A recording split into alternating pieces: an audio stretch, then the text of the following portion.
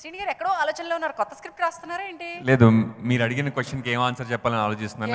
Exams కూడా ఇంత బాగా ప్రిపేర్ అయ్యి ఉంటారు మీరు. కన్ఫ్యూజన్ లేకుండా స్ట్రైట్గా చెప్పండి, మెంటల్ మొదలు అనగానే ఏం తట్టింది? చాలా క్యూరియస్గా అనిపించింది బేసికలీ కదా, ఎందుకంటే నాకు రాజ్ కందుకూరి గారు చాలా ఏళ్ళగా తెలుసు అండ్ ఆయన ఒక విచిత్రమైన producer. No, you have to explain what is this విచిత్రమైన ప్రొడ్యూసర్. ఎస్, అంటే ఛాలెంజెస్ బాగా ఇష్టపడతారు బేసికలీ కథను నమ్మితే. లైక్ ఫర్ ఎగ్జాంపుల్ పెళ్లి చూపులు సినిమాలో ఫస్ట్లో ఆయన కూడా యాక్చువల్లీ కొంచెం కన్ఫ్యూజ్, ఈ సినిమా చేయాలా వద్దా, ఇలా చేయాలి ఏంటి అని. కానీ ఈ took up the challenge and దానికి మన సురేష్ బాబు గారి హెల్ప్ తోటి అది ఎంత పెద్ద ప్రపంచం సృష్టించిందో అందరికీ తెలుసు అండ్ ఎంత మంచి యాక్టర్స్ మనకి దొరికారో తెలుసు. సో కథను నమ్మి సినిమాలు తీసే ప్రొడ్యూసర్ ఎంత ఛాలెంజ్ అయినా కూడా, సో మెంటల్ మధ్యలో కూడా అలాంటి సినిమా అని నాకు అనిపిస్తుంది. సూపర్. సో మామూలుగా ఒక స్క్రిప్ట్ రాసినప్పుడు లేదా మనకంటూ ఒక కథలు చెప్పినప్పుడు ఎప్పుడో ఒక పాత రోజుల్లో మీ ప్రయాణంలో మీరు స్క్రిప్ట్లు రాసుకుంటూ పొరపాటున యాక్టర్ అయిపోయి ఆ తర్వాత డైరెక్టర్ అయిపోయి ఇలా కష్టాలు ఉంటాయి కదా, అలాంటి కష్టాలతో ఇక్కడున్న ఈ యంగ్ డైరెక్టర్ తోటి ఏమైనా రిలేట్ చేసుకుంటున్నారా మీ సిచ్యువేషన్ని?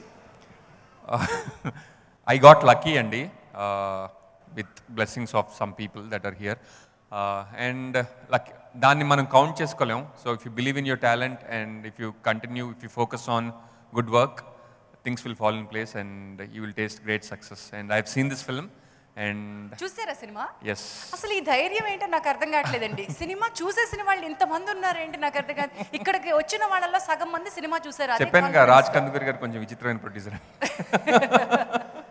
సో అందరికి చూపించారు, that's how confident is about this film. And ఈ సినిమాలో హాయ్ యా శ్రీ నారా రోహిత్ గారికి స్వాగతం. It's a warm welcome from all of us.